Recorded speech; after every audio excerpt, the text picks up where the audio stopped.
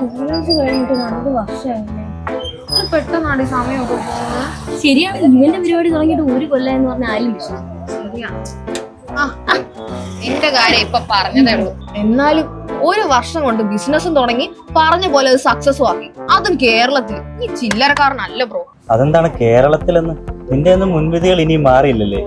ഇന്ന് ബിസിനസ് തുടങ്ങാനും അത് സക്സസ് ആക്കി എടുക്കാനും ഇന്ത്യയിൽ അനുയോജ്യമായിട്ടുള്ള ഒരു സ്ഥലം ഉണ്ടെങ്കിൽ അത് കേരളമാണ്. ഈ വാർത്തയെങ്കിലും കാണുമ്പോഴേക്കും നല്ലതെങ്കിലും ഒന്ന് അംഗീകരിച്ച് തന്നൂടെ എന്റെ സുഹൃത്തുക്കളെ? അല്ല, അതെന്താണ് ഇപ്പൊ ഇത്ര വലിയ വാർത്ത? ഇത് കണ്ടോ, പീസ് ഓഫ് ഡൂയിങ് ബിസിനസ്സിൽ 2ാമത്തെ കൊല്ലവും കേരളം മുൻനിരയിൽ തന്നെ ഉണ്ട്. ഈ അവാർഡൊക്കെ കേന്ദ്ര സർക്കാർ ചുമ്മാ അങ്ങ് കൊടുക്കുന്നതാണെന്ന് നിങ്ങളുടെ വിചാരം? ഞങ്ങളെപ്പോലുള്ള സംരംഭകരെ അവരുടെ അഭിപ്രായങ്ങളും പരിഗണിച്ചിട്ടാണ് കേന്ദ്ര സർക്കാർ ഇതുപോലുള്ള അവാർഡുകൾ കൊടുക്കുന്നത്. പഴയതുപോലുള്ള നൂലാമാലകളൊന്നുമില്ല. അടിസ്ഥാന സൗകര്യങ്ങളാണെങ്കിലും അന്തരീക്ഷമാണെങ്കിലും മറ്റെവിടത്തേക്കാളും മെച്ചം. നിങ്ങളൊന്ന് ആലോചിച്ച് നോക്കിയേ, എത്ര കമ്പനികളാണ് ഇവിടെ വന്ന് ബിസിനസ് തുടങ്ങിയത്.